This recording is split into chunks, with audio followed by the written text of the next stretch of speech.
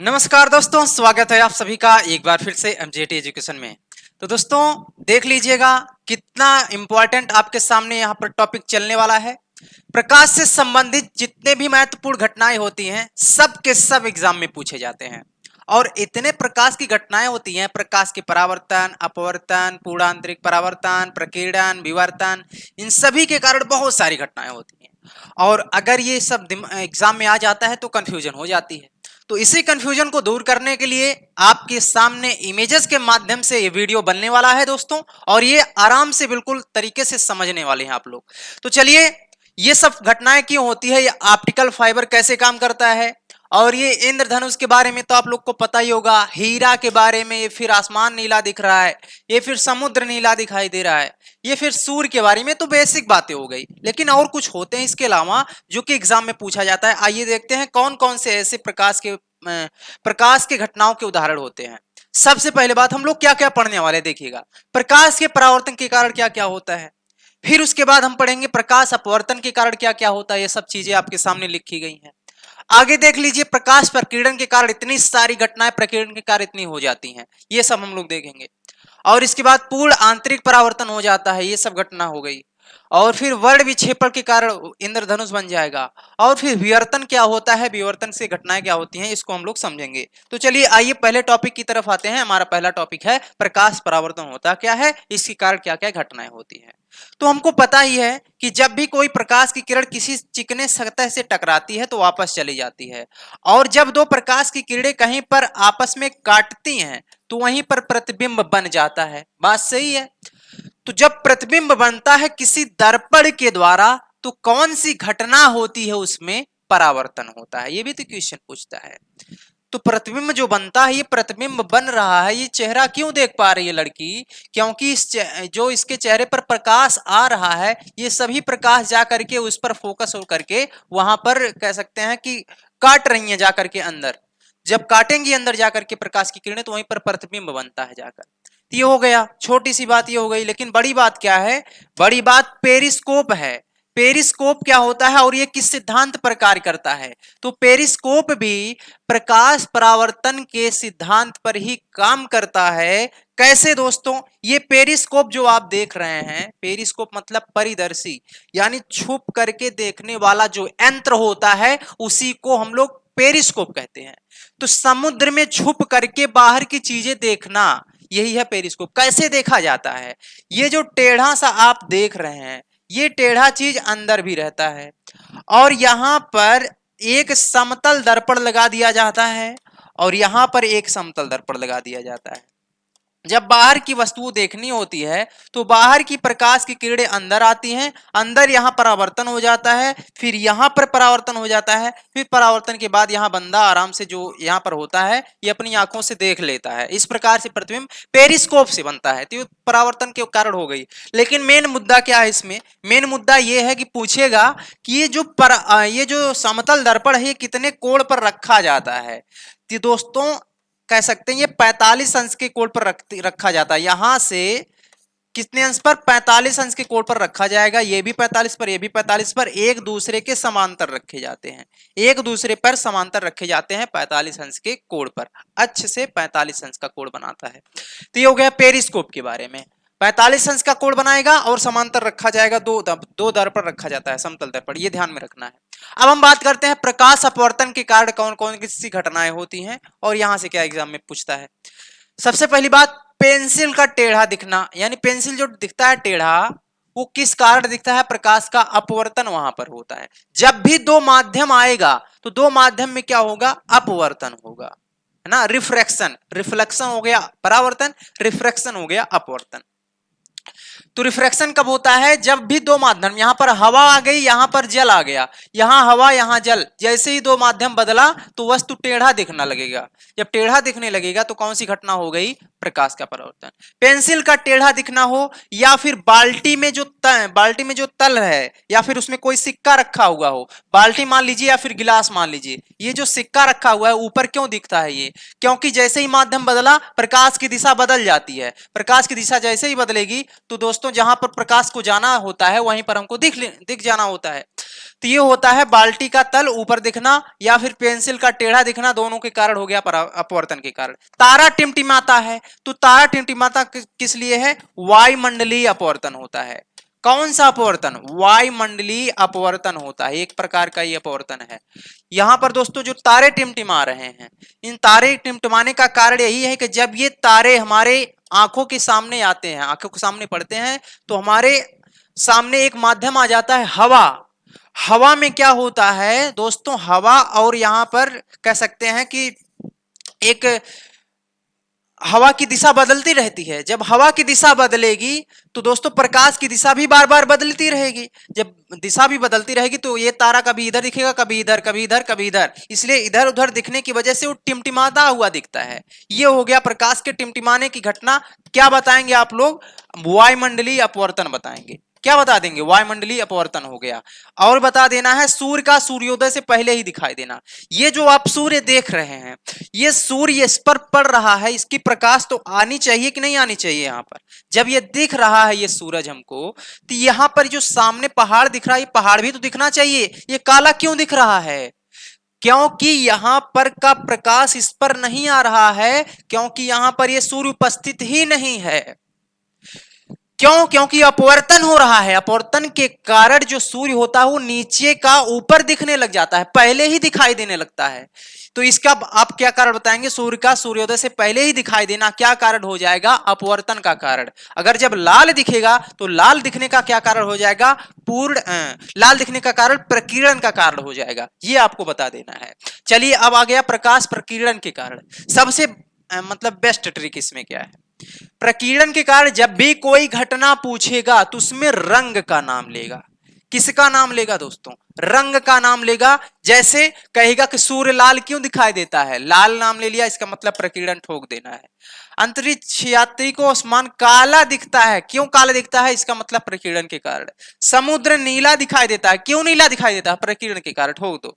खतरे के संकेत लाल रंग के दिखाई देते, फिर रंग का नाम ले लिया, प्रकाश प्रकीर्णन के कारण। आसमान नीला दिखाई देता है, तो चाहे आसमान काला दिखाई दे। अंतरिक्ष यात्री जब ऊपर जाता है, मान लीजिए है यहां पर अंतरिक्ष यात्री कोई है, इसको काला क्यों दिखेगा भाई? काला इसीलिए दिखेगा क्योंकि यहां पर इसका प्रकीर्णन नहीं हो पाता है। प्रकाश का चारों दिशाओं में फैलना प्रकीर्णन कहलाता है। फैलाता कौन है? वायु के कण, धूल के कण। जब यहां पर कोई वायु का कण, धूल का कण ही नहीं रहेगा तो प्रकाश को फैलाएगा कौन? सूर्य का प्रकाश जो इस पर पड़ रहा है, इसको फैलाएगा कौन? कोई नहीं फैलाएगा। तो अंतरिक्ष में प्रकाश की किरण, धूल के कण, वायु के कण होते ही नहीं है, इसलिए काला दिखता है। लेकिन हमारे आसमान में, जो हमारा पृथ्वी का आसमान है, इसमें तो वायु भरे हुए हैं। जब वायु भरा रहेगा तो इतना अच्छा नीला नीला दिखेगा हमको, क्योंकि नीले का प्रकीर्णन हो जाता है, नीला प्रकाश पूरा चारों तरफ फैल जाता है। सबसे ज्यादा प्रकीर्णन नीले का होता है, नीले रंग का। तो नीला फैल गया, इसलिए हमको नीला दिखाई दिया। यहां पर नहीं फैला इसलिए काला दिखाई दिया। तो काला दिखाई देना, लाल दिखाई देना, नीला दिखाई देना, ये सब किसका उदाहरण हो गया? प्रकाश प्रकीर्णन का उदाहरण। एक बात आ जाती है इसमें टिंडल प्रभाव के बारे में। कौन सा प्रभाव? टिंडल प्रभाव बारे में आ जाएगा तो कौन सा कारण आप बताएंगे? प्रकाश प्रकीर्णन का उदाहरण है ये टिंडल प्रभाव। कैसे दोस्तों? यहां पर धूल के कण चमकते हुए दिखाई दे रहे हैं। जब भी धूल का कण प्रकाश के मार्ग में चमकेगा तो कौन सा घटना होगा? प्रकाश प्रकीर्णन का। प्रकाश प्रकीर्णन तभी होता है जब प्रकाश के माध्यम में कोई कण आ जाता है, तभी प्रकीर्णन की घटना होती है। तो यहां पर जैसे ही कोई भी चीज हवा में कण चमकता दिखेगा, हवा के कण चमकते दिखेंगे या फिर धूल का कण चमकता दिखेगा, तो कौन सी घटना? ये टिंडल प्रभाव हो जाएगी। जैसे किसी टार्च जलाइए, टार्च जब जलाएंगे तो रास्ते में धूल के कण चमकेंगे। प्रोजेक्टर से जब फिल्म चलती है तो पर्दे पर जो फिल्म दिखाई जाती है, पर्दा और यहाँ प्रोजेक्टर के बीच में जो धूल चमकता है, वो कौन सा कारण हो गया? टिंडल प्रभाव उदाहरण हो गया। तो ये सब आपको ध्यान में रखना है। ये सब जितने भी एग्जाम्पल है, सब के सब एग्जाम में पूछे जाते हैं। ये हो गया प्रकाश प्रकीर्णन का। अब हम पढ़ने जा रहे हैं पूर्ण आंतरिक परावर्तन का उदाहरण। पूर्ण आंतरिक परावर्तन से क्या क्या होता है दोस्तों? ध्यान देना है। हीरा चमकता है, कांच में दरार आ जाती है, वो भी चमकता है। ये हीरा चमक गया, कांच में ये दरार है, ये भी चमक रहा है। और मरीचिका बन जाती है। सड़कों पर कभी कभी तेज धूप होती है तो सड़कों पर पानी दिखाई देने लगता है।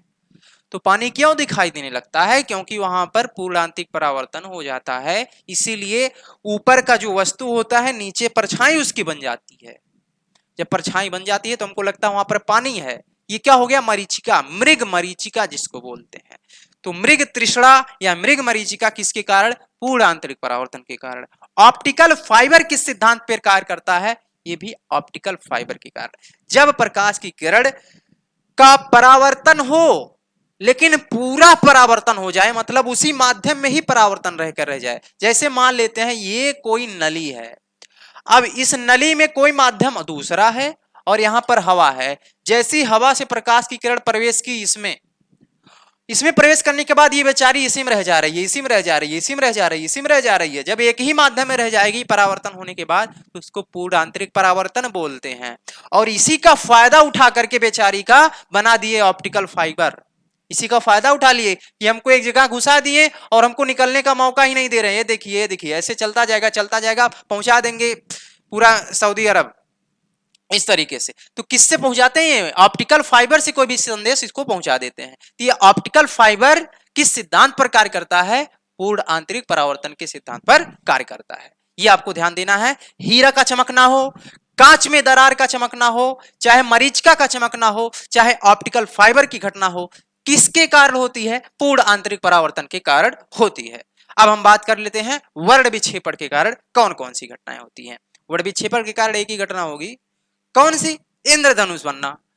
कौन सा बनना? इंद्रधनुष बनना। और इंद्रधनुष बनने में बहुत सारी घटनाएं होती हैं, एक ही घटना नहीं होती है। इंद्रधनुष बनना आप लोग समझ लीजिए, यहां पर फिर से आपने तो बचपन में सीखा ही होगा, जल की बूंदों के कारण क्या बनता है? इंद्रधनुष बनता है।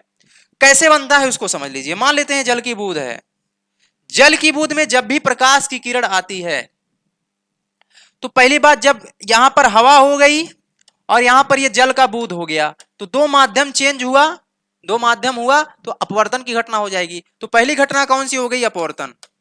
पहली घटना कौन सी हो गई? अपवर्तन की, इंद्रधनुष बनने में।